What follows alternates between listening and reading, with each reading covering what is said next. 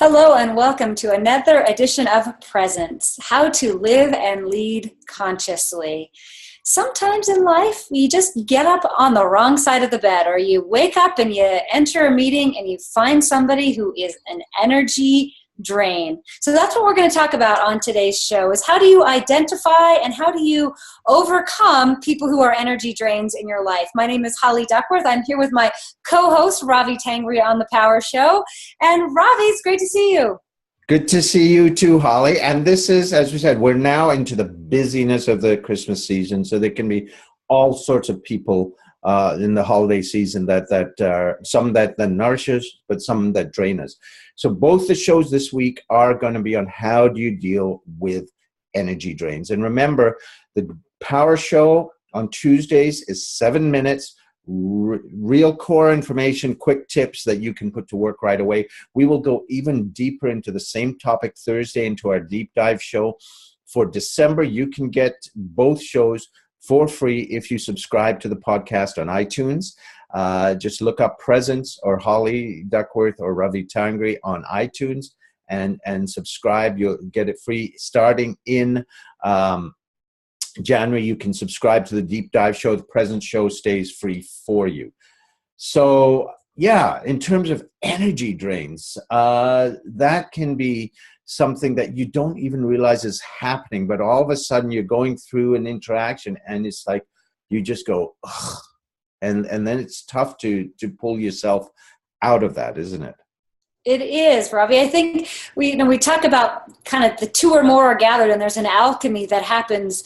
And that's why I loved being a meeting planner for so many years, was we got to create these events and these meetings and these experiences. And whenever two or more come together, there's kind of that energetic alchemy. That's sort of that you're a scientist. It's that science of the space and the time and the people, and we all kind of come together to create energy. And sometimes that's exciting. Oh my gosh, we're having a great meeting and we're having it in Florida, and we get to see Mickey Mouse and do all these fun things, and we all love each other and we all get to work together. But sometimes, more often than not, you get the meeting in Omaha, Nebraska, or somewhere not so fun in Canada, and it's a sales meeting and the numbers are down and everybody's pushing really hard to make those year-end numbers, and that creates a different alchemy as well.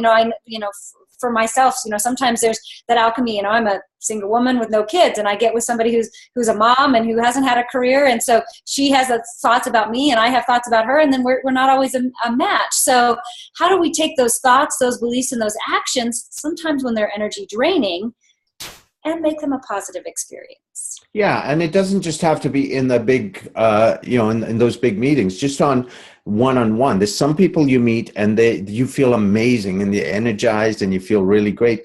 Other people, not so much. And it can just, totally exhaust you.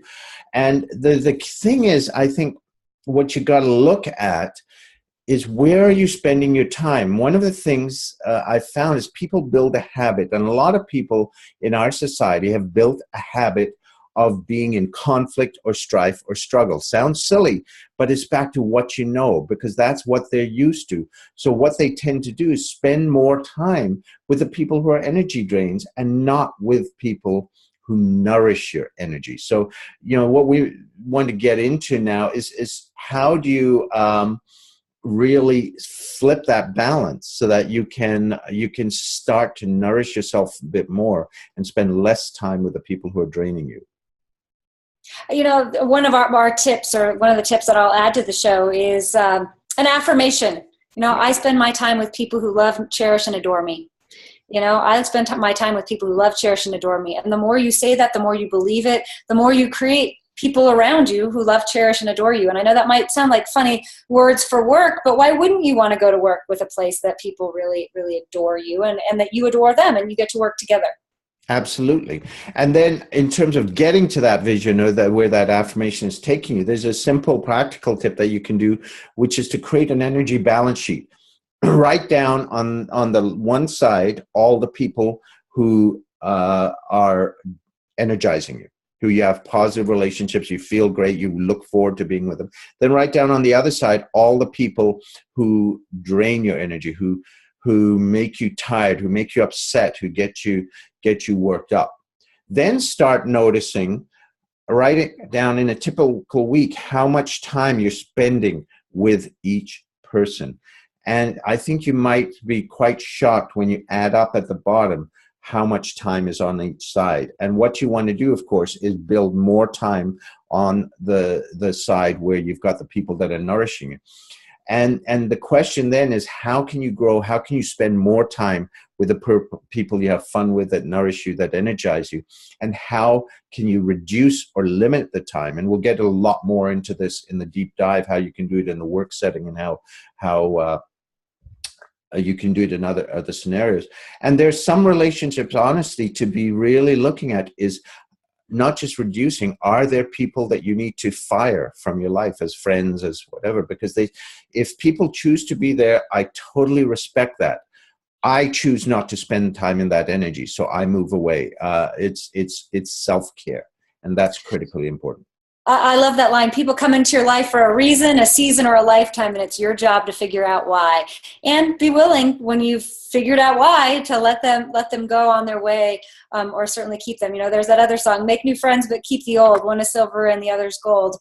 In today's social media world, you could literally, you know, pick up a friend early in your you know, from my time zones, you meet somebody in high school, and then they want to be your Facebook friend forever. And I have had some energy drain people show up in my life that way.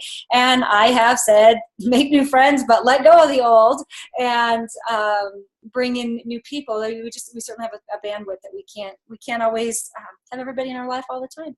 Absolutely.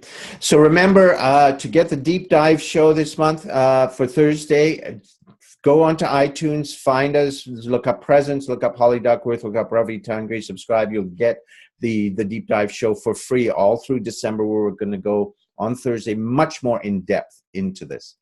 So have an amazing week, Holly. Thanks, Ravi. You too. Bye-bye.